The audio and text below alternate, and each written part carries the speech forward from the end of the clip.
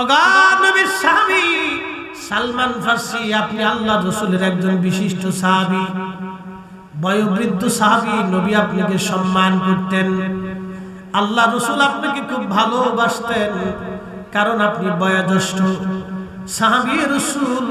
আহা, জীবনের শেষ সময় আপনি কেন কান্না করেন? আপনি তো এখনই আল্লাহর দরবারে চলে যাবেন, কেন কান্না করতেছেন?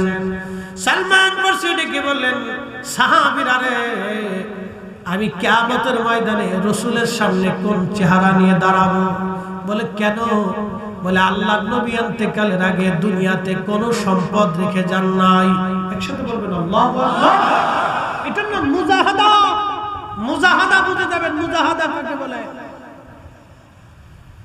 সাহাবী রাসূল বলতেছে, নবীজির ইন্তেকালের আগে কিছুই তিনি রেখে যান নাই। সমস্ত সম্পদগুলি ফি সাবিলিল্লাহ, আল্লাহর রাস্তায় দান করে গেছেন। ওনার কন্যা ফাতেমার জন্য কিছু রাখেন নাই, ওনার দুই দৌহিত্র হাসান আর হুসাইনের জন্য কিছু রেখে যান নাই, ওনার বিবিদের জন্য কিছু রেখে যান নাই। সমস্ত সম্পদগুলি নবীজি আল্লাহর রাস্তায় দান করে দিয়ে মুজাহাদা করে চলে গেছেন। আমি সালমান ফার্সি রাসূলের সাহাবী, আমি কোন চেহারা নিয়ে নবীর সামনে দাঁড়াবো?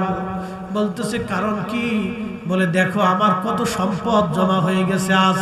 বলে আপনার কি কি জমা হয়ে গেল? বলে এক নম্বর দেখো আমার পাগড়ি জমা হয়েছে, দুই নম্বর আমার একটা জুব্বা হয়েছে, তিন নম্বর আমার একটা আবা হয়েছে। আবা আমার আগে জাহিদ হাসান জাকির ওয়াজ করেছে, ওর গায়ে আপনার একটা আবা দেখছেন না আপনারা? আরবেরা এই আবাটা গায়ে দিতেন, এটা তাদের আদিকাল থেকে পোশাক, এটা সম্মানের পোশাক ছিল আরবদের, তারা এই আবাটা গায়ে দিতেন। সালমান ফার্সি বলতেছেন দেখো আমার একটা আবা জমা হয়েছে। এ ভালো করে বুঝলেন কি পরিমাণ সম্পদ জমা হয়েছে, অথচ একজন গভর্নর। আল্লাহু আকবার। ইরাকের গভর্নর, বুঝতে পারছেন? ইরাকের একটা দেশ, বাংলাদেশের এই 10টা দেশের সমান একটা দেশের উনি গভর্নর। তার কি পরিমাণে সম্পদ আজকে জমা হয়েছে দেখেন। আমরা দেশে যদি দিন এইভাবে মেনে চলতো, এই রাষ্ট্রযন্ত্র শাসক গোষ্ঠীরা যদি আল্লাহর কোরআন ও রাসূলের সুন্নাত মেনে চলতো, আল্লাহর কসম করে বলি আমার দেশের জনগণের দুঃখ ছিল না। কথা বলে ঠিক না? শুনে যান, এক নম্বরে পাগড়ি, জোরে বলেন কি? দুই নম্বরে জুব্বা, তিন নম্বরে আবা, চার নম্বরে একটা কাঠের লাঠি, চার নম্বর একটা কাঠের লাঠি, পাঁচ নম্বর একটা কাঠের পানির পেয়ালা, ছয় নম্বর একটা কাঠের বাসন, যে বাসনে খাবার খাইতেন। শুধু এই 6টা জিনিস তার জমা হয়ে গেছে, পায়ের জুতাটাও তার ছিল না। একসাথে বলবেন আল্লাহু আকবার। এটার নাম কি? মুজাহাদা। জোরে বলেন এটার নাম কি? জোরে বলেন, বুঝাই দিয়ে আরো জোরে বলেন। তরিকা কি কোরআনের বাইরে? আমরা কোরআনের বাইরে গেছি, তরিকা বাইরে যায় নাই। আমাদের তরিকাতের একটা সবকের নাম মুজাহাদা। সাহাবী রাসূল কাঁদতেছে, সাহাবীরা বলতেছে হুজুর এই সামান্য সম্পদ জমা হইল, একটা কাঠের লাঠির দাম 150 টাকা, একটা কাঠের বাসনের দাম 100 টাকা, একটা কাঠের পেয়ালার দাম 100 টাকা, আর একটা পাগড়ির দাম 100 টাকা, একটা জুব্বার দাম 300 টাকা, একটা আবার দাম 700 টাকা। হুজুর এই সামান্য সম্পদ আপনার জমা হয়ে গেল, তার জন্য আপনি কাঁদতেছেন। সালমান ফার্সি বলেন আমার রাসূল দুনিয়ার থেকে যাওয়ার সময় কিছুই নিয়ে যান নাই, রেখে যান নাই, তাহলে আমি কেমনে রেখে যাব বলো? সাহাবীরা রে, আমার ইন্তেকালের পরে আমার কাফন দাফন আমার জুব্বা দিয়া আবা দিয়া করবা, বাকি কাপড় চোপড় লাঠি সোটা যা থাকবে সব তোমরা আল্লাহর রাস্তায় দান করে দেবা। নাম কি? মুজাহাদা। জোরে বলেন নাম কি? জোরে বলেন নাম কি? এরকম যদি আমাদের দেশের 64 জেলায় 64টা ডিসি থাকতো, এসপি থাকতো, এমপি থাকতো, মন্ত্রী থাকতো, প্রধানমন্ত্রী থাকতো, রাষ্ট্রপতি থাকতো, সচিব থাকতো, তাহলে মনে করেন যে বাংলাদেশে কোনো ভিখারি খুঁজে পাইতেন না। আল্লাহর নবী সাহাবী আবু সাঈদ খুদরি রাদিয়াল্লাহু আনহু বলেন, প্রিয় নবীজি একদিন এরকম সাহাবীরা মজলিস করতেছিলেন। আল্লাহর নবী সাহাবীদের মজলিসের পাশ দিয়ে নবীজি যাচ্ছেন। নবীজি দাঁড়িয়ে গেলেন, সাহাবীদেরকে জিজ্ঞেস করলেন, সাহাবীরা মা জালাসনাকুম, তোমরা এইখানে কিসের জন্য জলসা করতেছো? জলসা, জালসা, জালসা আরবি শব্দ, এর অর্থ হচ্ছে বৈঠক বা সম্মেলন। জালসা আরবি শব্দ, এর অর্থ হচ্ছে বৈঠক বা সম্মেলন। মা জালাসনাকুম, তোমরা কেন জলসা করো? তোমরা কেন বৈঠকে বসছো? কি জন্য বসে বসে তোমরা কি করো? সাহাবীরা জবাব দিল, ইয়া রাসূলুল্লাহ, নাদুল্লাহি ওয়া নাহমাদুহু, আমরা আল্লাহর জিকির করতেছি এবং আল্লাহর হাম করতেছি, আল্লাহর প্রশংসা করতেছি এবং আমরা আল্লাহর জিকিরে ফিকিরে রত আছি। আল্লাহর নবী ডাক দিয়ে বলেন, সাহাবীরা রে, তোমরা কিসের জন্য এখানে মজলিস কায়েম করে জিকির করতেছো? আল্লাহর নবীকে সাহাবীরা বললেন, আলা মা হাদানা লিদীনিহি, আল্লাহ আমাদেরকে দ্বীন দিয়েছেন, হেদায়েত দিয়েছেন, কোরআন দিয়েছেন। একবার জোরে বলা যাবে আল্লাহু আকবার। কার কালাম? কোন সন্দেহ, ত্রুটি, বিচ্যুতি আজ পর্যন্ত কেউ পারে না। এই কোরআন শরীফের একটা বাস্তব রূপ আপনাকে দেখে। এটা একটা মহাগ্রন্থ, শাশ্বত বাণী, যেটা আল্লাহর পক্ষ থেকে আসছে। এটা কতটুকু বিশুদ্ধ তার একটা নমুনা আমি দেখাচ্ছি। আপনাদের বাড়ির গরু কি বেঁচে থাকে? আপনাদের বাড়ির গরু কি বেঁচে থাকে? মারা যায় না? মারা যায়। গরু, ছাগল, হাঁস, মুরগি, ভেড়া, বকরি ইত্যাদি ইত্যাদি যাহা আছে বর্তমান পৃথিবীতে 4 লক্ষ প্রজাতির জীব জীবন আছে, সবাই মারা যায়। এই কোরআনে 1450 বছর আগে আল্লাহ বলে দিলেন, কুল্লু নাফস, কুল্লু নাফস, প্রত্যেক জীবন। বর্তমান পৃথিবীতে 4 লক্ষ প্রজাতির জীব জীবন আছে। আবার শুনে, রাস্তাঘাটে যারা আছেন তারাও শুনে, বর্তমান পৃথিবীতে 4 লক্ষ প্রজাতির জীব জীবন আছে।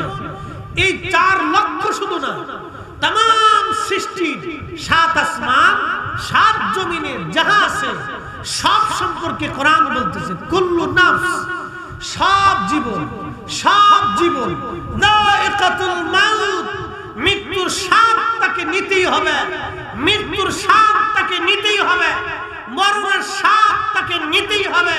বিজ্ঞানের আধুনিক যুগে আজ পর্যন্ত একটা পিঁপড়াকেও বাঁচানোর ওষুধ আবিষ্কার হয় নাই। তার অর্থই হচ্ছে কোরআন আগেও সত্য, এখনো সত্য, আগামীতেও সত্য। এত কোরআনে যাহা লেখা আছে তাহাই বিশুদ্ধ। কথা বলেন ঠিক না? কোনো সন্দেহ আছে? আপনাকে কথাগুলি খুব মূল্যবান চিন্তা নিয়ে বুঝতে হবে। আমি কোরআন শরীফ থেকে আপনাদেরকে আরো কিছু শোনাবো। আল্লাহ তৌফিক দিক বলে না। প্রিয় উপস্থিতি, এই কোরআন আরো বলে দিল, কুল ইন্নাল মাউতাল্লাযী তাফিরুনা মিনহু ফাইন্নাহু মুলাকীকুম। নবীজি আপনি বলে দেন, কি বলবেন? আমার বান্দারা মৃত্যু থেকে সবাই পালানোর চেষ্টা করে। নবী বলে দেন, এই মরণ থেকে পালানোর কোনো রাস্তা নাই, কারণ ফাইন্নাহু মুলাকীকুম, এই মরণ সবার সাথে মোলাকাত করবে, মরণ থেকে পালানোর কোনো রাস্তা নাই। আচ্ছা বলেন, আজ পর্যন্ত মরণ থেকে কেউ পালাইতে পারছে? সত্য না মিথ্যা? আগামীতে মনে হয় পারবে। মরণ থেকে পালাইতে পারবে? তো রব কোরআনে 1450 বছর আগে শিখিয়ে দিলেন। হুজুর বলে দেন, আমার হাবিব, আমার বন্ধু, উম্মতকে জানান, ফাইন্নাহু মুলাকীকুম, এই মৃত্যু তার সাথে মুলাকাত করবে, এই মৃত্যু তার সাথে মুলাকাত করবে, এ মালাকুল মউত এ তার সাথে মুলাকাত করবে, সে অনেক চেষ্টা করবে পালানোর জন্য, কিন্তু পালিয়ে থাকতে পারবে না। পৃথিবী থেকে কোটি কোটি মানুষ গত হয়েছে, কেউ পালাইতে পারে নাই, আজও পারছে না, আগামীতেও পারবে না। শ্রেষ্ঠতম রাসূল, নির্ভুল রাসূল, নিষ্কলঙ্ক রাসূল, আইন মুক্ত রাসূল, মহাদর্শের রাসূল, শ্রেষ্ঠ মুজিজার অধিকারী রাসূল, যার ইশারা করলে আকাশ থেকে বৃষ্টি আসতো, ইশারা করলে গাছ হেঁটে হেঁটে চলে আসতো, ইশারা করলে সমুদ্র স্তব্ধ হয়ে যাইত, ইশারা করলে পাহাড় পর্যন্ত ঝুঁকে যাইত, ইশারা করলে পাথর জিকির করত, ইশারা করলে জঙ্গলার প্রাণ এসে নবীর কদম মুবারক এসে চুমা খাইত, যিনি ইশারা করলে চাঁদ দ্বিখণ্ডিত হতো, ইশারা করলে মৃত জিন্দা হয়ে রাসূলের সামনে দাঁড়িয়ে যাইত। সেই নবী পর্যন্ত পৃথিবীতে তিনি দুনিয়াতে বেঁচে থাকতে পারেন নাই, আল্লাহ তাকেও ইন্তেকালের মাধ্যমে আল্লাহর কাছে নিয়ে চলে গেছেন। অতএব আমরাও চলে যাব 1450 বছর আগে। এই কোরআন যাহা বলেছে এখনো সত্য, আগামীতেও সত্য। অতএব ইসলামের মতো এত সত্য দিন আর পৃথিবীতে হতে পারে না। কথা বলেন ঠিক কিনা? বুঝতে কি কোনো অসুবিধা হচ্ছে আপনাদের? আরো আসবে ইনশাআল্লাহ।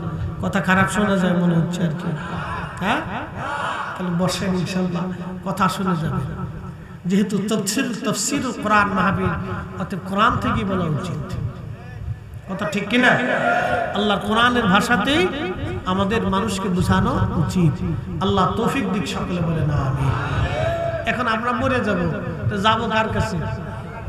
শ্বশুর বাড়ি, তাওই বাড়ি, কোন সুযোগ? ফিরে যাব কার কাছে? আল্লাহর কাছে। আল্লাহর কাছে ফিরে যাব। এই কোরআন আরো বলতেছে, সুম্মা তুরাদ্দুনা ইলা আলিমিল গায়বি ওয়াশ শাহাদাত।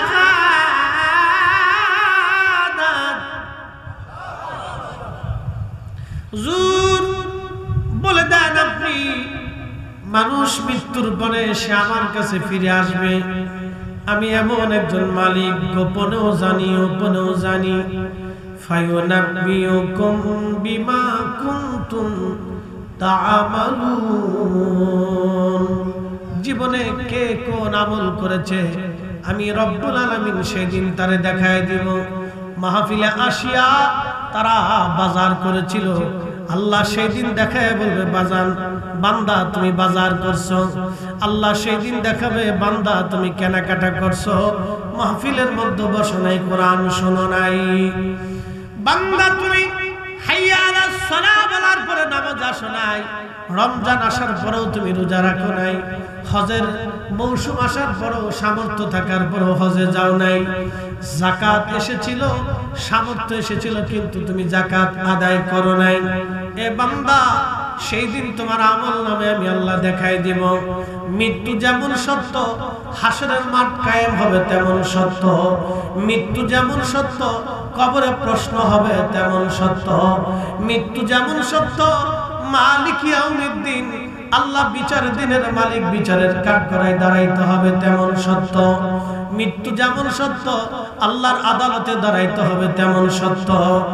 যেই বান্দা আল্লাহর আদালতে দাঁড়াইতে ভয় পায়, দুনিয়াতে সেই বান্দা অন্যায় করতে পারে না, অপরাধ করতে পারে না। আমার দেশের যারা সাম্রাজ্যবাদ, অথবা আমার দেশের যারা বাদশাহ, আমার দেশের যারা শাসক গোষ্ঠী আছে, যারা নিশি, আমরা মাঝে মধ্যে বাইরে চলে যাই। কারা বাইরে চলে যায়? আমরা বাইরে চলে যাই। তরিকা বাইরে যায় না। তরিকা কি কোরআনের বাইরে গেছে? হ্যাঁ, তরিকা কোরআনের বাইরে যায় না, তরিকা হাদিসের বাইরে যায় না। আমরা বাইরে চলে গেছি। হাজী জাহাঙ্গীর সাহেব বাইরে চলে গেছে, ফরিদি সাহেব বাইরে চলে গেছে, কিন্তু তরিকা কোরআন হাদিসের বাইরে যায় না। এটা যে বুঝবে, যে আলেম বুঝবে, সে আলেম অন্তত তরিকার বিরোধিতা করবে না। কি কথা ঠিক কিনা? কোন আলেম যদি এটা জানে, বুঝে যে না, ব্যক্তি তরিকার বাইরে চলে গেছে কিন্তু তরিকা কোরআনের বাইরে যায়নি, তাহলে সে আলেম তরিকার বিরোধিতা করবে না। আল্লাহ আমাদেরকে মিলেমিশে কাজ করার তৌফিক দিক, বলে না আমিন। একটু দূরে শুয়ে পড়ি, আল্লাহুম্মা সাল্লি আলা সাইয়্যিদিনা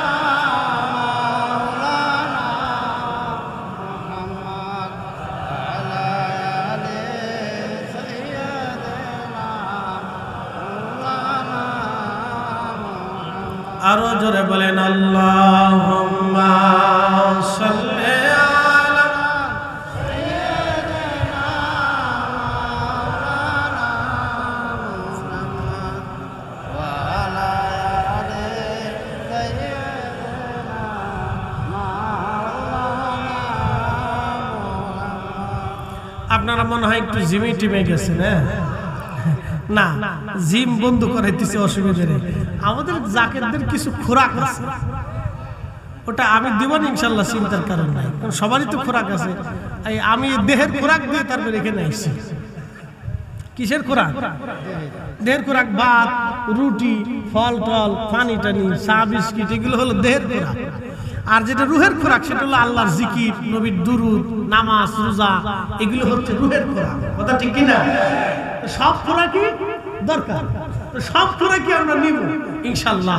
আল্লাহ তৌফিক দিক বলেন আমিন। ঘটনাটা শেষ করি। ওমর ইবনে আব্দুল আজিজ তিনি কেমন রাষ্ট্রপ্রধান ছিলেন আপনাদেরকে একটু বুঝাই। হযরত ওমর ইবনে আব্দুল আজিজ তিনি রাষ্ট্রের প্রধান, খলিফাতুল মুসলিমিন। ওনার একটা ছোট্ট ছেলে ছিল। ওনার স্ত্রী কি? ওনার স্ত্রী বিবি সাহেবের নাম ছিল ফাতেমা।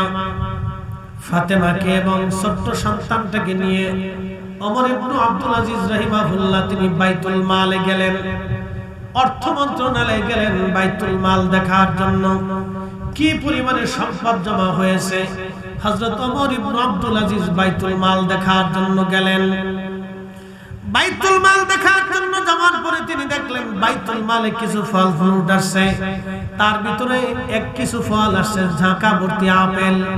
হযরত ওমর ইবনে আব্দুল আজিজ রাদিয়াল্লাহু আনহু উনি বাইতুল মাল দেখতেছিলেন, কিন্তু ওনার ছোট্ট ছেলেটা গুটি গুটি পায়ে দৌড়ায় দৌড়ায় যাইয়া ওই আপেলের ঝাঁকার ভিতর থেকে একটা আপেল নিয়ে ওই ছেলেটা মুখের মধ্যে আপেল দিয়ে কামড় দিয়ে আপেলের একটা অংশ ওই বাচ্চাটা মুখের মধ্যে কামড় দিয়ে খেতে শুরু করেছে। হযরতে ওমর ইবনে আব্দুল আজিজ রাদিয়াল্লাহু আনহু দৌড়ায় যাইয়া বাচ্চার হাত চেপে ধরলেন, হাত থেকে আপেলটা ছিনাই নিলেন, ছিনাই নিয়ে বাচ্চার মুখ চেপে ধরলেন। মুখ চেপে ধরে মুখের ভিতরে আঙ্গুল দিয়া ওমর ইবনে আব্দুল আজিজ রাদিয়াল্লাহু আনহু বাচ্চার মুখের ভিতর থেকে ওই আপেল বের করে নিয়ে আসলেন। আপেল যখন বের করে নিয়ে আসছে, বাচ্চাটা কেঁদে ফেলে দিয়েছে। স্ত্রী ফাতেমা দৌড়ে আসছে, দৌড়ে এসে বলল, স্বামী আমার, আপনি বাচ্চার হাত থেকে আপেলটা কেড়ে নিতে নাও পারতেন, বাচ্চার মুখ থেকে আপেলটা আপনি ফেলে দিতে নাও পারতেন, কিন্তু আপনি কেন বাচ্চার মুখ থেকে আপেলটা বের করে দিলেন? আপনার ছোট্ট বাচ্চাটাকে কেন আপনি ব্যথা দিলেন, কষ্ট দিলেন? হযরত ওমর ইবনে আব্দুল আজিজ ডাক দিয়ে বললেন, বিবি আমার, এই ছোট্ট আপেলের জন্য কিয়ামতের ময়দানে আমি খলিফাতুল মুসলিমিনকে আল্লাহর আদালতে দাঁড়ায় থাকতে হবে, এর কাঠগড়ায় এর হিসাব দেওয়ার জন্য দাঁড়াইতে হবে। কারণ এই আপেলটা আমার জন্য বরাদ্দ না, এই আপেলটা হলো এই রাষ্ট্রের জনগণের সম্পদ। এই জনগণের সম্পদ আমার ছেলে খেতে পারে না, আর আমার ছেলে খাইলো আমি ঠেকাইলাম না। কিয়ামতের ময়দানে এর চেয়ে বড় বিড়ম্বনা আর কিছুই হতে পারে না। আল্লাহর আদালতে মেহশরের মাঠে ছোট্ট আপেলের জন্য আমি ওমর ইবনে আব্দুল আজিজ দাঁড়ায় থাকতে পারবো না। একবার জোরে বলা যাবে আল্লাহু আকবার। আমাদের দেশের কত এমপি, মন্ত্রী, মিনিস্টার, চেয়ারম্যান, মেম্বার কিয়ামতের ময়দানে দাঁড়ায় থাকবে না, চিন্তা করেন।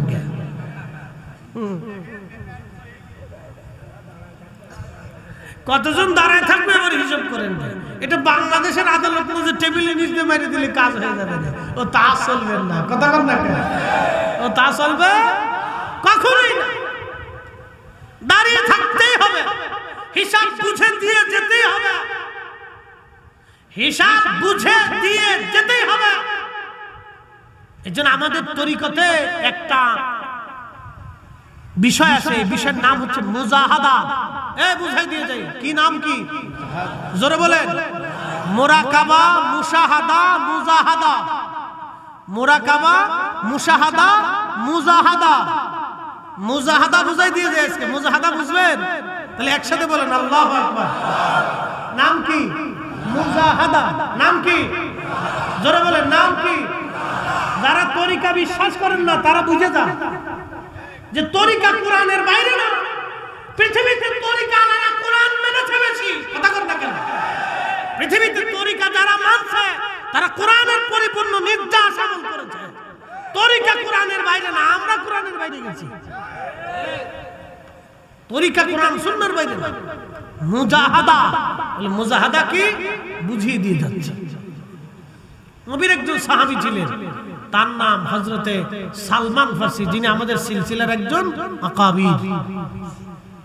এই নকশবন্দি মুজাদ্দিদের শেষ হযরত আল্লাহর নবী, তারপরে আবু বকর সিদ্দিক, তারপরে সালমান ফারসি, তারপরে মুহাম্মদ ইবনে আবু বকর, তারপরে হযরতে ইমাম জাফর সাদেক, তারপরে বাইজিদ বোস্তামি, তারপরে আবুল হাসান খেরকানি।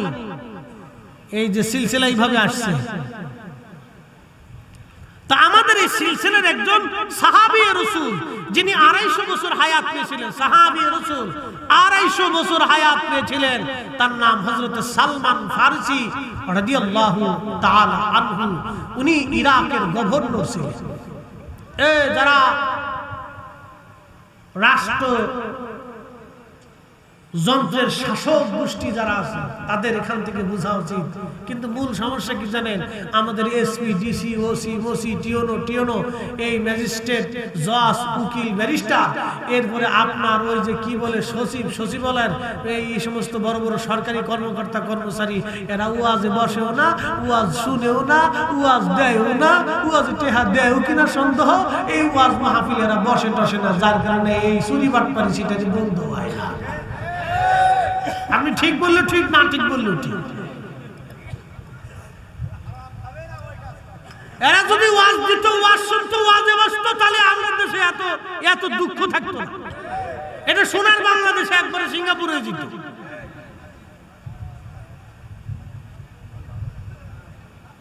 হাজরাতে সালমান ফারসি রাদিয়াল্লাহু আনহু, তিনি ইরাকের গভর্নর। প্রত্যেক মাসে 6000 দিরহাম ওনার বেতন ছিল। তৎকালীন সময় 6000, কত হাজার? 6000, বর্তমানে 6 কোটি টাকা হবে, এরকম হবে। 6000 দিরহাম প্রত্যেক মাসে তিনি বেতন পাইতেন, গভর্নরি ভাতা। বেতন যেই দিন পাইতেন সেই দিন বেতন হাতে আসার সঙ্গে সঙ্গে সাহাবী রাসূল, আশিক রাসূল হযরত সালমান ফারসি ইরাকের সব গরিব মানুষ দাওয়াত দিয়ে সমস্ত টাকাগুলি গরিব মানুষের মধ্যে সমানভাবে বন্টন করে দিয়ে একেবারে তিনি নিঃস্ব গরিবত্ব হালত নিতেন। এটার নাম হলো মুজাহাদা।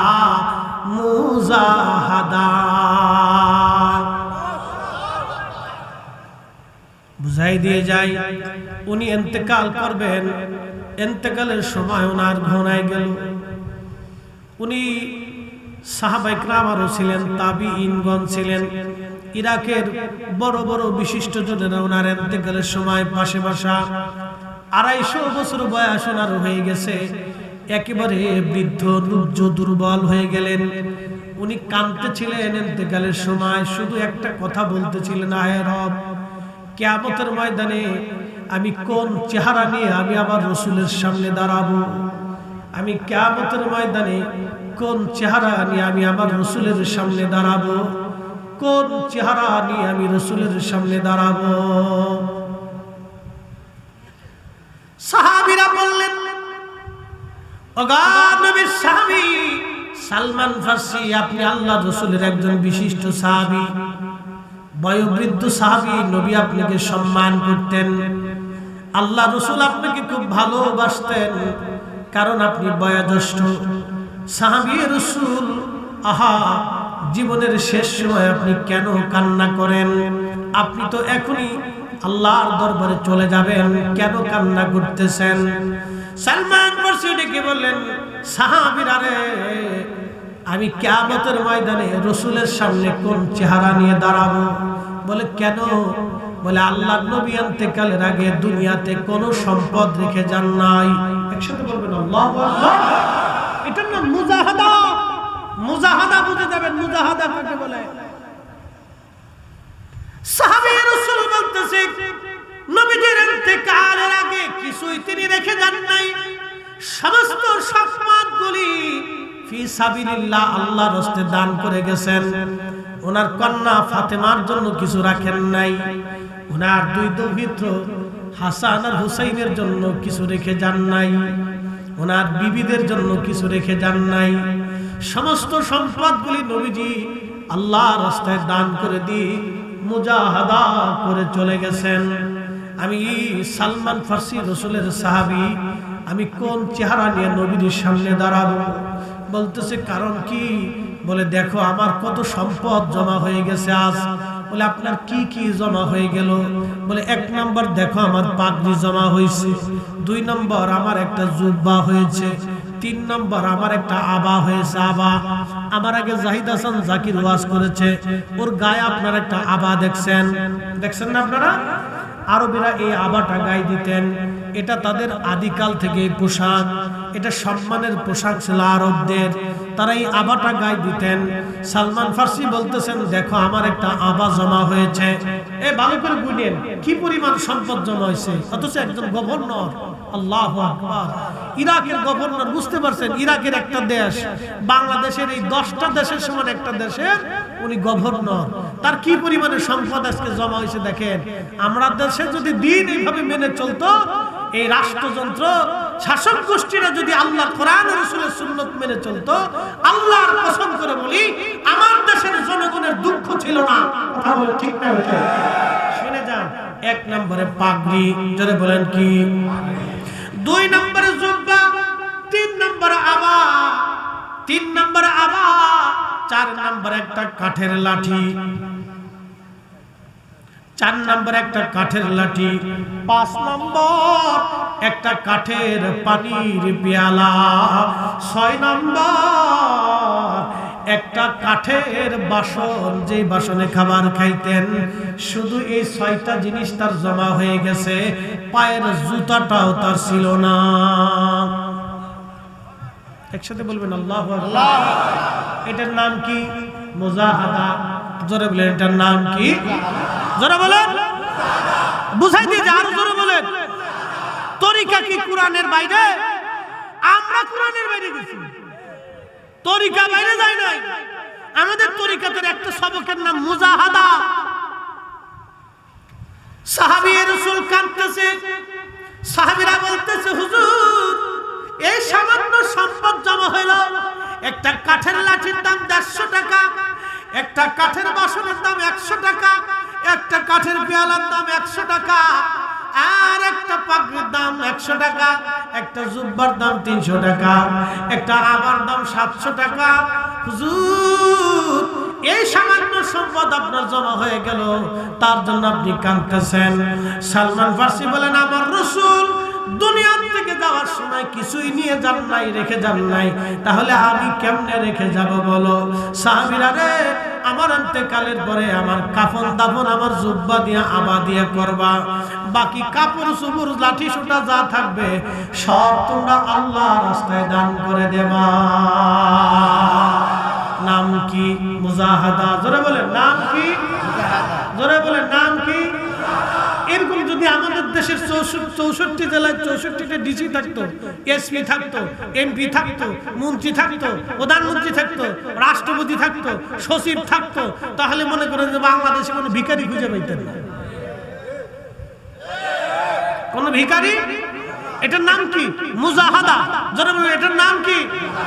আপনার পীরও এই মুজাহাদা করে গেছে।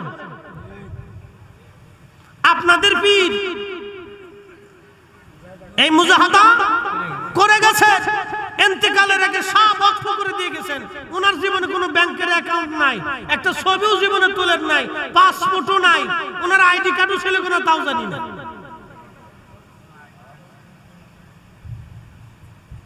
নাই, কিচ্ছু নেই।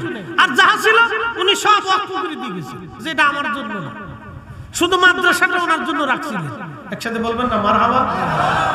শুধু এটা এখানে সওয়াব আছে লাগি এটা রাখছে, খুব চালাক ছিল।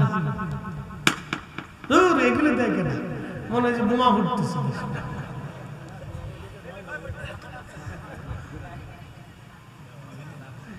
এটার নাম কি? মুজাহাদা। যারা বলেন এটার নাম কি? মুজাহাদা, মুজাহাদা, একসাথে বলবেন আল্লাহু আকবার। এই সব মুসলমান কি এটা পারে? কোটির ভিতরে এক দুইজন থাকতে পারে, নাও পারে। কথা ঠিক কিনা? কোটি মুসলমানের ভিতরে এক দুইজন হতেও পারে। এটার নাম মুজাহাদা। তরিকতের তিনটা সবক আছে, মুরাকাবা, মুশাহাদা, মুজাহাদা। তাহলে বলেন তরিকা কি কোরআন সুন্নাহর বাইরে? আমরা বাইরে চলে গেছি। নকশবন্দি মুজাদ্দিদের সিলসিলা ঠিক আছে, আমরা বাইরে গেছি। আমার পীর ও মুর্শিদ ঠিক ছিল, আমরা ঠিক না। কি কথা বলেন না কেন? নিজের আত্মসমালোচনা করেন, আমাদের যে ভুল আছে এটা মানতে হবে না? আমরা কি একবারে ফেরেশতা নাকি? ভুল মেনে নিতে হবে, ভুল মানার মানসিকতা থাকতে হবে যে আমরা ভুলে আছি, হ্যাঁ আমরা ভুল করছি, এটা ভুল। কষ্ট হইতেছে মনে হয় আপনাদের? এই মুজাহাদা আপনাদেরকে শিখাইলাম। আল্লাহ আমাদেরকে তরিকা মানার তৌফিক দিক বলেন আমিন। এই জন্য পীর ও মুর্শিদ আমার হুজুর কেবলা একটা শের আমাদেরকে শোনাইতেন। গাবো না? কষ্ট হবে আপনাদের? এলেমের বাহাদুরি ধানের গৌরব দাও সারি, কামেলের চরণ তলে জীবনটুকু দাও ঢালি। দেখেন অনেকে বলবে হুজুর ফরিদি সাহেব হুজুর আপনার পীর মুর্শিদ তো মাদ্রাসায় পড়ে নাই। আমি বলবো হ্যাঁ পড়ে নাই। উনি কোনো মুফতি ছিল না। আমি বলবো হ্যাঁ উনি মুফতি ছিল না। বলবেন উনি তো কোনো মাদ্রাসার শাইখুল হাদিস না। আমি বলবো হ্যাঁ তাও ছিল না। উনি তো কোনো মুফাসসির না। আমি বলবো হ্যাঁ তাও ছিল না। উনি কোনো প্রিন্সিপাল না। আমি বলবো হ্যাঁ তাও ছিল না। উনি কোনো ডক্টর না। আমি বলবো হ্যাঁ উনি তাও ছিল না। তাহলে উনি পীর হলো কেমনে, ওলি হলো কেমনে? তাহলে কোরআন থেকে সমাধান নিয়ে যান।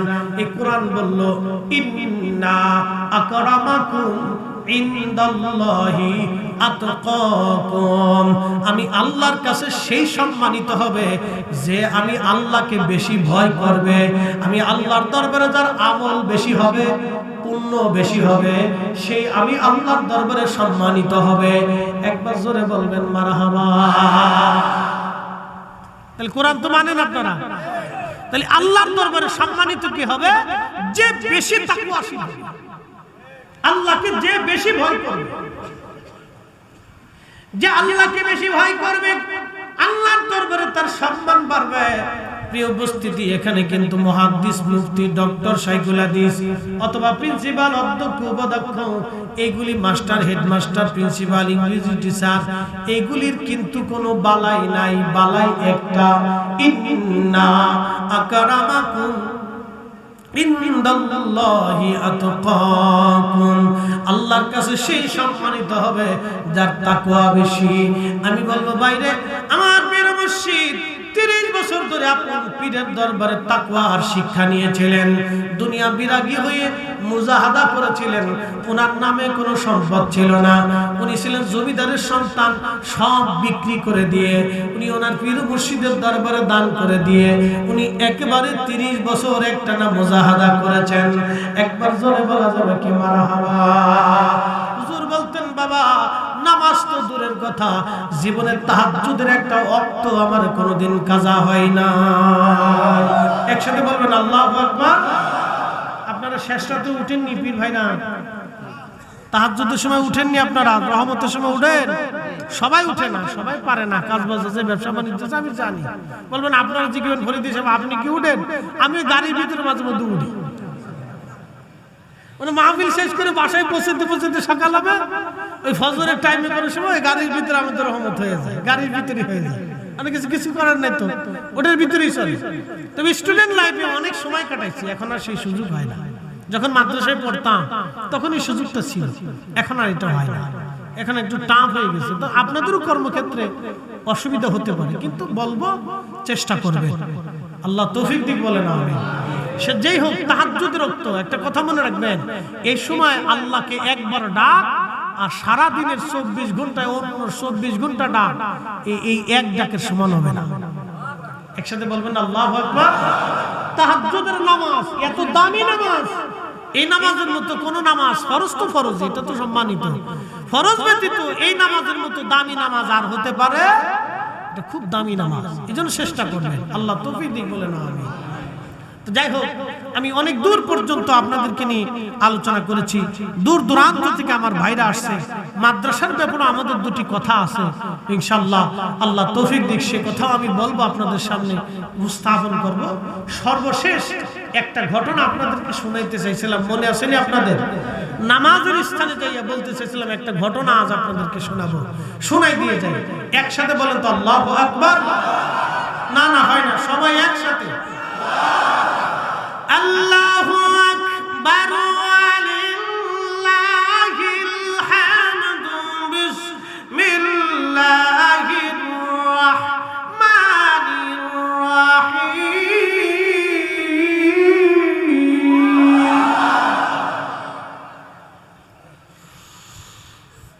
ইয়া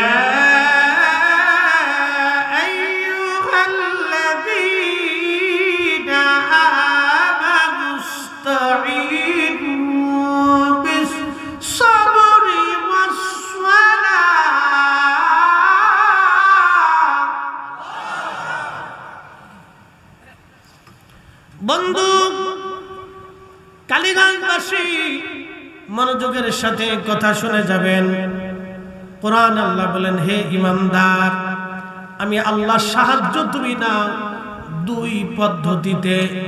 এক পদ্ধতির নাম হলো সবর, ধৈর্য, আর এক পদ্ধতির নাম হলো সালাত, সালাত, নামাজ, নামাজ, নামাজ, নামাজ। এই জন্য মাগরিবের পরে 2 রাকাত, যোহরের পরে 2 রাকাত, এশার নামাজের পরে 2 রাকাত নফল নামাজ পড়ে দোয়া আছে না নাই? সালাতের মাধ্যমে দোয়া, নামাজের মাধ্যমে, কথা কর না কেন, নামাজের মাধ্যমে দোয়া বুঝে যাবেন, কোরআন থেকে বুঝে যাবেন। আমি আগে বলছি কোরআন থেকে আপনাদেরকে বুঝাবো। আল্লাহর কোরআন বলতেছে সালাতের মাধ্যমে তোমরা আমি আল্লাহর সাহায্য নাও, সালাতের মাধ্যমে সাহায্য নাও। ওমর ইবনে আব্দুল আজিজের জামানাতে কাফেরদের সঙ্গে রোমানদের সঙ্গে একটা যুদ্ধ সংঘটিত হলো। এই যুদ্ধে মুসলমান কয়েকজন ব্রিগেডের সেনাদেরকে রোমানরা ধরে নিয়ে চলে গেল। রোম দেশ, বর্তমান তুরস্ক, এরপরে আপনার ওই ইউরোপের বিরাট অংশ মিলেছিল রোমানদের অধিপতি। তুরস্কের ইস্তাম্বুল, সেই বিরাট যেটার নাম ছিল কুস্তন্তনিয়া, হাদিসের ভাষায় বলে কুস্তন্তনিয়া, ইংরেজিতে বলে কনস্টান্টিনোপল। এই কনস্টান্টিনোপল ছিল বর্তমান তুরস্কের, কুস্তন্তনিয়া তুরস্কের কনস্টান্টিনোপল। এটা ছিল রোমদের সবচেয়ে প্রধান রাজধানী এবং শ্রেষ্ঠ দুর্গ। আল্লাহর নবী বলছিলেন, এই কনস্টান্টিনোপল যারা বিজয় করবে, ওই যুদ্ধে যারা অংশগ্রহণ করবে, আল্লাহ সবাইকে একবারে বিনা হিসেবে মাফ করে দিয়ে সবাইকে আল্লাহ জান্নাতি বানায় দেবে। আল্লাহু আকবার। এই কনস্টান্টিনোপলের বিজেতা যিনি ছিলেন তার নাম সুলতান ফাতে মুহাম্মদ, যিনি উসমানীয় সাম্রাজ্যের সুলতান, সুলতান ফাতে মুহাম্মদ। এই সুলতান ফাতে মুহাম্মদ ছিলেন এই কনস্টান্টিনোপলের বিজেতা। আল্লাহর নবী হাদিসে নববীতে বলেছেন, এই কনস্টান্টিনোপল বিজেতাকে দেখতে কতই না সুন্দর দেখা যায়। তার মানে সুলতান ফাতে মুহাম্মদ আল্লাহর রাসূলের একজন মকবুলকৃত উম্মত ছিলেন এবং এই কনস্টান্টিনোপলের বিজেতা ছিলেন। আল্লাহ যাদেরকে একেবারে বিনা বাক্যে মাফ করে দিয়েছেন, আল্লাহর জান্নাতি একজন বাদশা যদি দেখতে চান তাহলে সুলতান ফাতে মুহাম্মদকে দেখবেন, আল্লাহর নবীর ঘোষিত একবারে জান্নাতি বাদশা। আল্লাহু আকবার। যদি দুনিয়া থেকে আল্লাহর জান্নাতি, নবীর জান্নাতি ঘোষিত কোনো বাদশা দেখতে চান, নাম শুনতে চান, তাহলে শুনবেন সুলতান ফাতে মুহাম্মদ। ফাতে মুহাম্মদ উসমানী সাম্রাজ্যের শ্রেষ্ঠ খলিফা ছিলেন, বাদশা ছিলেন তিনি সুলতান ফাতে মুহাম্মদ। আল্লাহ রাসূল কর্তৃক ঘোষিত তিনি বিজেতা ছিলেন। আর রাসূল বলেছেন, এই কনস্টান্টিনোপল যারা বিজয় করবে আল্লাহ বিনা হিসেবে তাদেরকে ক্ষমা করে দিবেন। জান্নাতি বানাই দিবে, তাদের আগে পরে সব গুনাহ আল্লাহ মাফ করে দিবে। একসাথে বলবেন আল্লাহু আকবার। এই কনস্টান্টিনোপল, এই রোমানদের সাথে এই কনস্টান্টিনোপলে ধরে নিয়ে গেল সুলতান খলিফাতুল মুসলিমিন ওমর ইবনে আব্দুল আজিজের জামানাতে। তো সেনাপতির নাম ছিল আমর, তাকে ধরে নিয়ে গেছে। তার সাথে আরো 3 জন ছিল, মোট 4 জন। তারা দুঃখিত, তার সাথে আরো 4 জন ছিল, মোট 5 জনকে তারা ধরে নিয়ে গেল। তো যুদ্ধক্ষেত্রে যুদ্ধ করতে গেলে ধরবে, অ্যারেস্ট হবে, ছুটবে, মারা যাবে, শহীদ হবে, বাঁচবে, আহত হবে, নিহত হবে। এটাই যুদ্ধ, মানে এটাই, হয় গাজী না হয় শহীদ, আর না হয় বেঁচে থাকবে, না হয় মারা যাবে, না হয় আহত হবে, যে কোনো একটা হবে। তো সুলতান সম্রাট রোমান তাদেরকে নিয়ে যাওয়ার পরে রোম দেশের যিনি রাজা ছিলেন তিনি বলতেছেন সবাইকে হত্যা করা হোক, যদি তারা খ্রিস্টান ধর্ম মানে তাহলে ভালো, না হলে তাদেরকে হত্যা করা হোক। সেনাপতি আমরের সামনে বাকি 4 জন বন্ধুকে তারা হত্যা করে ফেললো, মৃত্যুদণ্ড দিল। এবার সেনাপতি আমরকে শহীদ করতে যাবে, এমন সময় খ্রিস্টানদের যিনি ধর্মগুরু পোপ ছিলেন, ওনাদের এই যে আয়া সোফিয়া যে মসজিদ আপনারা শুনেছেন, এই আয়া সোফিয়া মসজিদ কিন্তু মসজিদ আগে ছিল না, এটা ছিল আপনার আগে গির্জা। সুলতান ফাতে মোহাম্মদ এই আয়া সোফিয়া মসজিদ ওই ধর্মযাজকদের কাছ থেকে কিনে নিলেন। কিনে নিয়ে তারপরে তিনি ওয়াকফ করে দিলেন মসজিদের নামে। তারপরে এই গির্জাটাকে মসজিদ বানানো হয়েছিল। একবার জোরে বলবেন কি মারহাবা। আবার বুঝেন, দেখেন তারা কত নীতিমান ছিল। তিনি খ্রিস্টান গির্জা, এই আয়া সোফিয়া যে মসজিদের ইতিহাস শুনেন, এই আয়া সোফিয়া মসজিদটা ছিল আগে খ্রিস্টানদের গির্জা।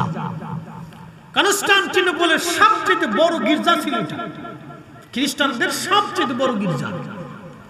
সুলতান ফাতে মোহাম্মদের চিন্তা, আমি এখন বাদশা, দখল করে নিয়ে নিতে পারি, কিন্তু 1000 বছর পরে এই জায়গাটা মুসলমানদের অধীনে নাও থাকতে পারে। তাহলে 1000 বছর পরে খ্রিস্টানরা এসে মসজিদ ভেঙে দিবে। তো উনি ওই সময় সমসাময়িক কত বড় বিচক্ষণ ছিলেন, তিনি বললেন না, মসজিদের এই জায়গাটা, এই গির্জাটা আমি কিনে নিব। তো উনি কিনে নিলেন, কিনে নিয়ে সেটাকে তিনি ওয়াকফ করলেন। ওয়াকফ করে দিয়ে তিনি সেখানে মসজিদ নির্মাণ করলেন, যার কারণে বর্তমান তুরস্কের যিনি প্রেসিডেন্ট রিসেপ তাইয়েপ এরদোয়ান, তিনি এইটা নিয়ে বহু মামলা হলো কোর্টে আদালতে, কিন্তু তিনার বিজয় হয়েছে মামলা। মুসলমানরা এই মসজিদ আবার ফিরে পাইছে, কারণ এই যে উনি ওয়াকফ করে দিয়েছিলেন, সেই দলিলের ভিত্তিতে মুসলমানরা আবার সেই মসজিদ ফিরে পেল। এই যে কয়েক বছর আগে আয়া সোফিয়া আবার উদ্বোধন হলো জুমার নামাজের মাধ্যমে।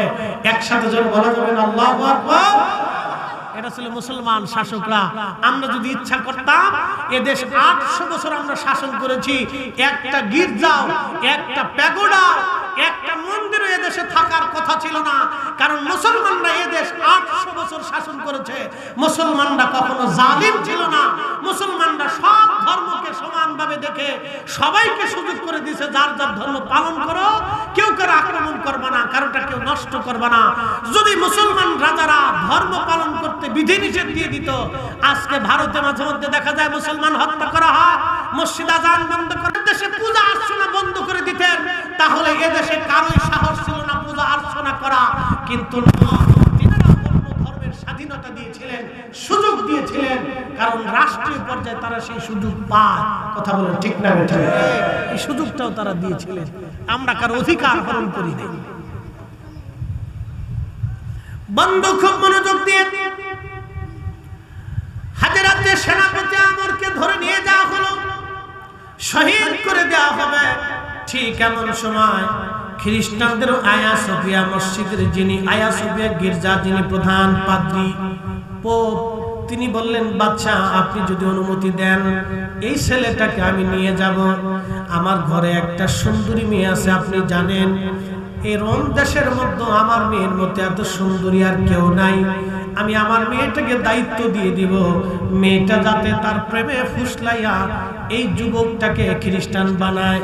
আর যেহেতু মুসলমানদের সেনাবাহিনীর এক ব্রিগেডের প্রধান, সে একজন রণকৌশলী ব্যক্তি, এই ছেলেটাকে আমাদের দরকার।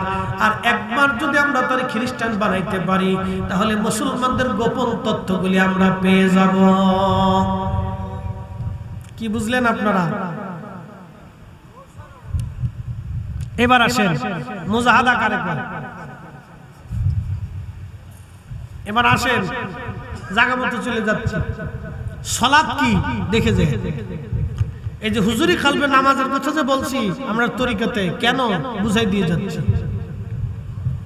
তো যুবককে ধরে নিয়ে গেছে খ্রিস্টান পোপ, তার বাড়ি নিয়ে গেছে। বাড়িটা খুব সুন্দর, মনোরম, চমৎকার। মেয়েকে গোপনে ডাক দিয়ে বললেন, বেটি তুমি তো আমার সুন্দরী মেয়ে, রোম দেশের মধ্যে তোমার চাইতে সুন্দরী মেয়ে আর কেউ নাই। তো তুমি এক মুসলমান শুকরাকে কি খ্রিস্টান বানাইতে পারবা না? বলে কে? বলে সেনাবাহিনী এক ব্রিগেডের প্রধানকে ধরে আনা হয়েছে, নাম আমার। তুমি তোমার প্রেমের ফাঁদ দিয়ে, সৌন্দর্যের প্রতারণা দিয়ে তুমি এই যুবককে যে কোনো মূল্যে তাকে খ্রিস্টান বানাবা। মেয়ে বলল, বাবা এই সাধারণ এক শুকরাকে খ্রিস্টান বানানো কোনো ব্যাপার হলো? এই রোম দেশের কত রাজা বাচ্চার ছেলেরা আমার জন্য পাগল, আরে এটা শুকরা। কিন্তু ও জানে না মুসলমানদের ঈমান খুব তেজি ঈমান। কথা বলে ঠিক কিনা? সেনাপতি আমারকে নিয়ে যাওয়া হলো ছাদের উপরে। রাত্রিবেলা সুন্দর মনোরম চমৎকার মেয়েটা তার অর্ধ উলঙ্গ হয়ে অঙ্গভঙ্গি দিয়ে সেজে গুজে যুবকের সামনে আসছে। এসে বলল, মুসলমান সেনাপতি তুমি শোনো, তুমি মুসলমান এক ব্রিগেডের প্রধান, নাম তোমার আমর। আমার পরিচয় হচ্ছে আমি এই দেশের, এই রাজ্যের যিনি ধর্মগুরু প্রধান পোপ, আমি তার মেয়ে। সারা রোম রাজ্যে আমার মতো আরো দ্বিতীয় সুন্দরী তুমি আর কোথাও খুঁজে পাবে না। এদেশের রাজা বাচ্চার ছেলেরা আমার জন্য পাগল, কিন্তু আমি কারো জন্য পাগল হই না। তবে তোমাকে একটা সুবর্ণ সুযোগ দিলাম ছেলে, তুমি যদি আমার জীবন যৌবন পেতে চাও তাহলে আমি তোমাকে বিবাহ করব, কিন্তু শর্ত তুমি মুসলমান থেকে খ্রিস্টান হয়ে যাবা। সেনাপতি আমার ডাক দে বলে, খ্রিস্টান শুক্রামে তোমার এই সামান্য সৌন্দর্যে আমি মোহিত হয়ে তোমার সঙ্গে বিবাহ বন্ধনে আবদ্ধ হয়ে আমার ঈমানটাকে চিরতরে জলাঞ্জলি দিব। তুমি জানো না আমি এই জমিনে কালেমার দাওয়াত নিয়ে এসেছিলাম, মরলে শহীদ, আমি বাঁচলে গাজী। আমি সেই মুসলমান বিশ্বাস নিয়ে জিহাদের জন্য এসেছিলাম, আমার ভাইরা শহীদ হয়ে গেছে, আমিও শাহাদাতের অপেক্ষায় ছিলাম, কিন্তু আল্লাহ আমাকে এখনো শহীদ বানান নাই। পরীক্ষার জন্য তোমার সামনে নিয়ে আসছে। তুমি কেন রোম রাজ্যের লক্ষ কোটি সুন্দরী নারী যদি এসে আমাকে পাওয়ার জন্য আমার ঈমান হারানোর চেষ্টা করে, এ সুন্দরী জীবন চলে যাবে, ঈমান যাবে না। একসাথে হাত উঁচু করে বলা যাবে আল্লাহু আকবার। এরা মুসলমান। এজন্য কবি লিখেছেন, তেলের গাড়ি তেলে চলে, হাওয়ার গাড়ি হাওয়ায় উড়ে, বিনা তেলে চালায় গাড়ি নবী সুলাইমান। আমরা সেই মুসলমান, আমরা সেই মুসলমান।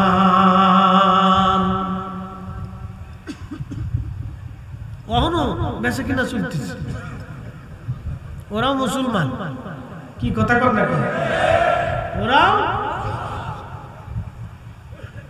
কখনো কিনতেছে, ওরাও মুসলমান।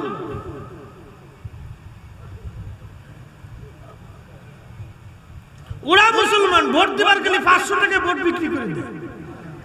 কি কথা কর না, 500 টাকা ভোট বেচে দেয়। 6 জনের কাছে বেচে। কয়জনের কাছে বেচে? দেখ কয়জন রে? একজন দেন জায়গা মতো মারে কিনা, ওই টাকা দিয়ে বিড়ি খায়, সানাসুর খায়, চা খায়, ও যা খাবে সব হারাম। কি কথা বল না কেন? ওরাও মুসলমান। উচিত কথায় মাই বাজার, গরম ভাতে বিলে বাজার, ডাল ভাতে কুটুম বাজার। মনোযোগ দিয়ে সেনাপতি আমর বলতেছে, শুকরা মহিলা জীবন চলে যাবে তো ঈমান চলে যাবে না। এই কথা বলে মুসলিম সেনাপতি নামাজে দাঁড়ায় গেলেন। জোরে জোরে জোরে কিসে দাঁড়াইলেন? দরবারে গেলে কোন জায়গা দাঁড়াবেন? ওয়াদা করে যাবেন আজকে। কোন জায়গা? একামত শুরু হওয়ার সাথে আর দেরি করা যাবে যেখানে আছেন, কারণ দরবারে তো আমরা জুতা পাই দেওয়া নিষেধ, ঠিক আছে না? সব জায়গায় পরিষ্কার, গামছা বিছিয়ে দিবেন, যায় নামাজ বিছিয়ে দিবেন, নামাজে দাঁড়ায় যেতে হবে, ঠিক কিনা? খালি দরবারে নামাজ পড়বেন আর বাড়ি এসে আর পড়ার দরকার নেই। জীবনের তোরে ঘুরে আইছে কি জাহিদ ভাই, একবারে কায়দা মতে একবারে ঘুরে আসছেন, আর পড়ার দরকার নেই, নাকি বলে? 5 ওয়াক্ত জামাতের সাথে পড়তে হবে, কথা ঠিক কিনা? মনোযোগের সাথে কথাগুলি শুনে যাবেন। মহিলাকে নামাজ টামাজ লাগে না, এখানে স্টার চলছে দেখলি সারে। হ্যাঁ, তো সেনাপতি আমর নামাজে দাঁড়ায় গেলেন। কেন? এই কোরআন বলতেছে, ইয়া আইয়ুহাল্লাযীনা আমানুস্তাঈনু বিস-সাবরি ওয়াস-সালাহ।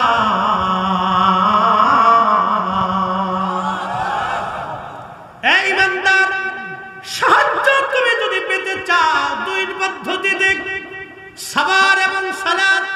নামাজের মাধ্যমে সাহায্য নাও, সালাতের মাধ্যমে তুমি সাহায্য নাও। নামাজে দাঁড়ায় গেলেন, নামাজ পড়তে লাগলেন। মহিলা চিন্তা করলো, বেটা কত যুবক দেখেছি আমার এই সৌন্দর্য মোহিত হয়ে পাগল হয়ে গেল, আর তুমি একজন মুসলমান শুকরা, আমার এই সৌন্দর্যে পাগল হবা না, দেখি কত সময় চলে।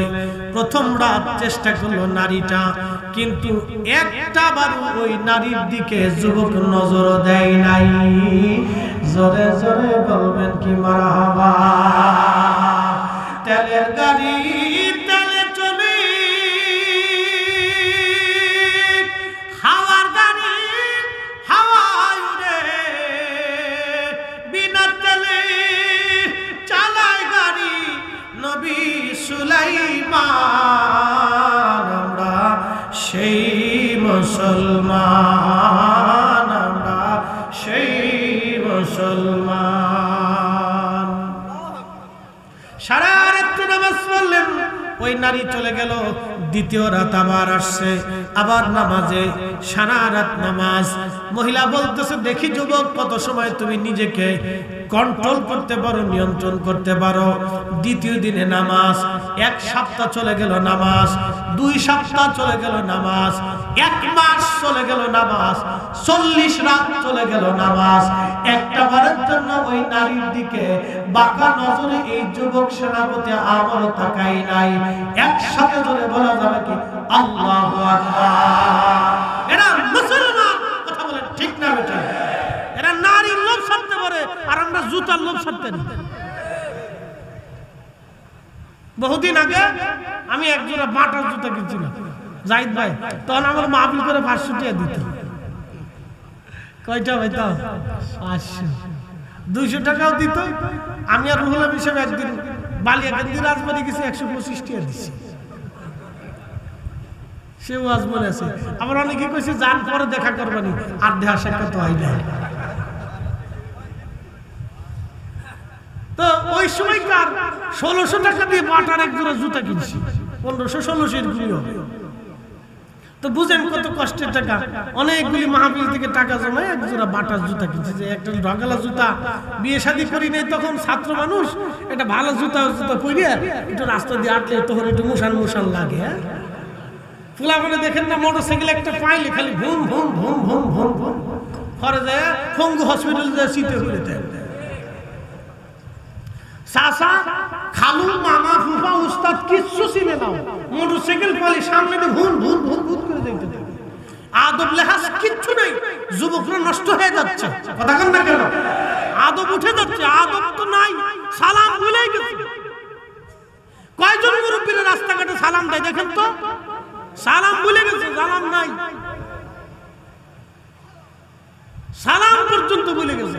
আমরা গাড়ি নিয়ে রাস্তাতে আসার সময় ফুলাবেন, হুজুর ভালো আছেন, আমাদেরকে টিচিং করে। চিন্তা করতে পারছেন? তখন চিন্তা করি আরে এটা একটু ঝামেলা আছে, ওর বাপ মা ওর ছোটকালে কিছু শিখেই টিকাই নাই। চিন্তা করি যে ওর বাবা মা যদি শিখাইতো তাহলে আলেম ওলামা দেখিয়ে এই ধরনের আচরণ করার কথা না, অন্তত আলেম দেখলে তো একটু সালাম দেওয়ার কথা। কি কথা বলতে গেলে ও পারিবারিক ভাবে এমন ভাবে কুশিক্ষা অশিক্ষা শিখছে যে সালামটা পর্যন্ত ভুলে গেছে। আল্লাহু আকবার। তো যাই হোক 40 রাত, জোরে বলেন কত রাত? 40 রাত। এবার মহিলা ফেল খেয়ে বলল, যুবক রে 40টা রাত আমার নিজের দিকে আকৃষ্ট করার জন্য তোমাকে চেষ্টা করেছি, একটা বারের জন্য তুমি আমার সৌন্দর্যের দিকে তুমি তাকাও নাই। আমি পুরুষ দেখেছি তোমার মতো এত বড় ধৈর্যশীল পুরুষ আমি দেখি নাই, তাহলে তুমি কি চাও বলো। সেনাপতি আমর বলতেছে, এ সুখরা নারী, যদি আমাকে শহীদ করতে চাও তো শহীদ করে দাও, শাহাদাতের জন্য আমি প্রস্তুত আছি। আর যদি ভাবো আমাকে ছেড়ে দেবা তো তাও ছেড়ে দিতে পারো। তো মহিলা বলতেছে, তোমার মতো বীর পুরুষকে হত্যা করে জাতির অপকার করার চাইতে তোমার উপকার করাই ভালো। বুঝেছি তোমরা মুসলিমরা পৃথিবী জয় করবে একদিন, তোমাকে ছেড়েই দিতে হবে। আমি তোমাকে ছেড়ে দেব, তোমাকে মারবো না। তবে শোনো, কালকে রাত্রিবেলা দেওয়ালের ওই পাশে একটা ঘোড়া বাঁধা থাকবে, খুব দ্রুত সওয়ারি, শক্তিশালী ঘোড়া। তুমি দেওয়াল টপকি ওই পারে চলে যে ঘোড়া নিয়ে চলে যাবে। পাহারাদার যারা আছে আমি তাদেরকে ম্যানেজ করে রাখবো, তুমি চলে যাবে। 4 দিন 4 রাত একটানা ঘোড়া দাবড়াবে, বিশ্রাম করতে যাবে না। 4 দিন 4 রাতের পরে তুমি তোমার দেশের সীমানার ভিতরে চলে যেতে পারবে। চলে যাও, তোমাকে ছেড়ে দিলাম। একসাথে বলবেন না আল্লাহু আকবার। এই ঘটনা আমি লিখি নেই, এই ঘটনা লেখছেন ইমাম জালালউদ্দিন আসসুয়ুতি। আজ থেকে 900 বছর আগে ওনার কিতাব শরহুস সুদূরের মধ্যে লেখছেন, আমার ঘরে আছে। একসাথে বলবেন না মারহাবা। শরহুস সুদূরের মধ্যে লিখেছেন, দুঃখিত 900 না 700 বছর আগে শরহুস সুদূরের মধ্যে লিখছেন। হযরত ইমাম সুয়ুতি লেখেন, এই যুবক রাতের আধারে দেওয়াল টপকায়া ঘোড়া দাবড়ায়া চলতে লাগলেন। চতুর্থ রাত্রিবেলা যখন উনি দৌড়াচ্ছেন ঘোড়া নিয়ে, চতুর্থ রাতের বেলা উনি দৌড়াচ্ছেন ঘোড়া নিয়ে চলার সময় উনি লক্ষ্য করলেন 4টা ঘোড়া এবং ঘোড়ার উপরে সওয়ারি উনাকে অনুসরণ করতেছে।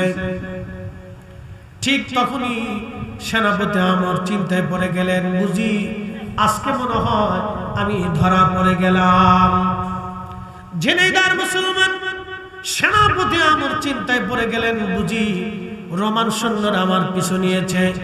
উনি ওনার ঘোড়া নিয়ে দৌড়াচ্ছিলেন, আর পিছন দিক থেকে ওনার দুই পাশে 2টা ঘোড়া এবং মোট 4টে ঘোড়া, 4 জন সওয়ারি ওনার দ্রুত গতিতে ওনার সাথে এসে ওনার পিছে পিছে সমানে সমানে চলতে লাগলো।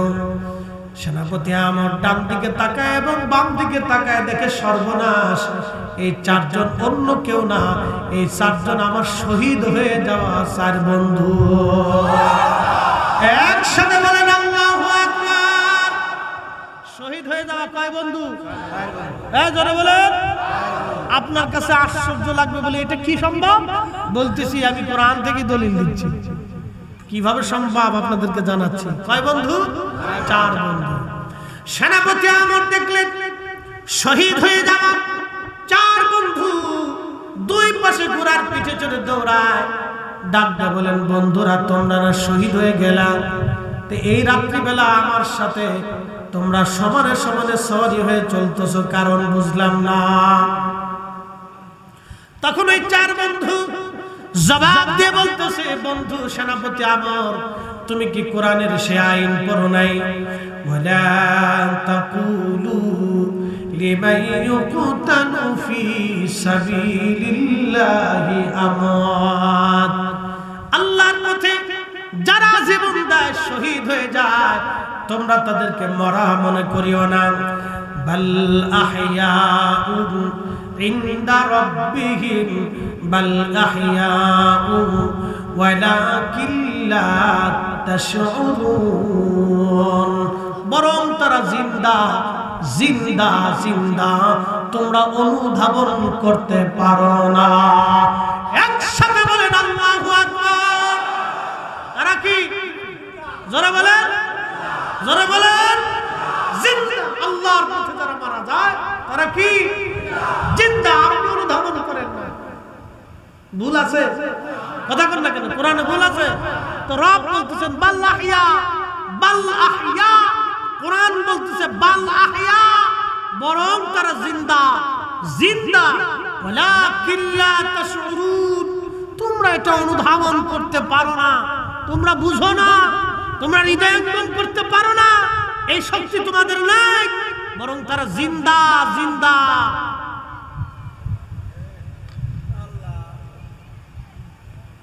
তারা জিন্দা জিন্দা বলতেছে। বুঝতে পারলাম, তাহলে কোথায় যাচ্ছ? বলে আজকে রাত্রে ওমর ইবনে আব্দুল আজিজ শহীদ হয়ে গেছেন, তার জানাজাতে আমরা অংশগ্রহণ করার জন্য বের হয়ে গেছি। একসাথে বলা যাবে সুবহানাল্লাহ।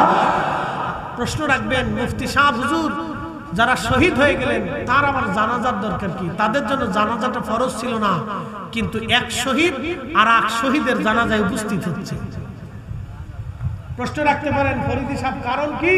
বলে দিয়ে যায়, বুজুর্গানে দিন যখন ইন্তেকাল করে তখন আকাশ কাঁদে, জমিন কাঁদে, মাছ কাঁদে, গাছ কাঁদে, পাখি কাঁদে, পশুরা কাঁদতে থাকে। আপনি ঠিক বললেও ঠিক, না ঠিক বললেও ঠিক, কোরআনের ফায়সালাই ঠিক। কতক্ষণ ঠিক কিনা? এটাই ঠিক। আসমান জমিন সব কাঁদতে থাকে, তখন তাদের জানাজাতে রুহানি হালতে বুজুর্গরা উপস্থিত হয় তাদের জানাজাকে কবুল করার জন্য।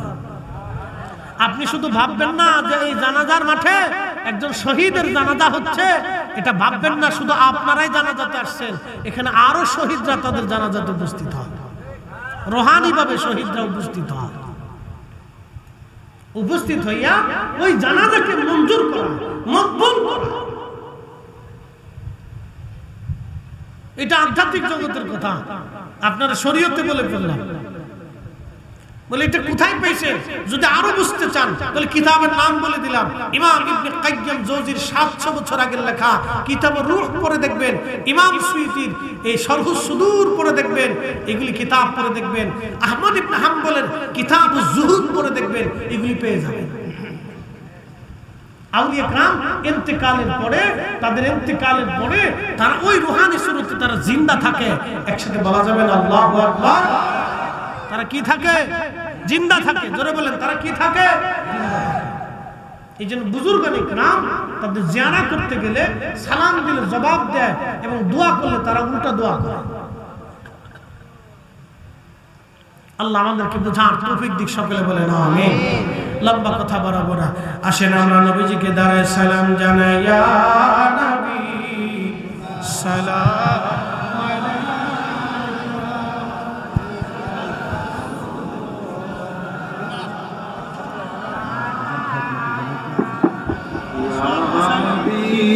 সালাম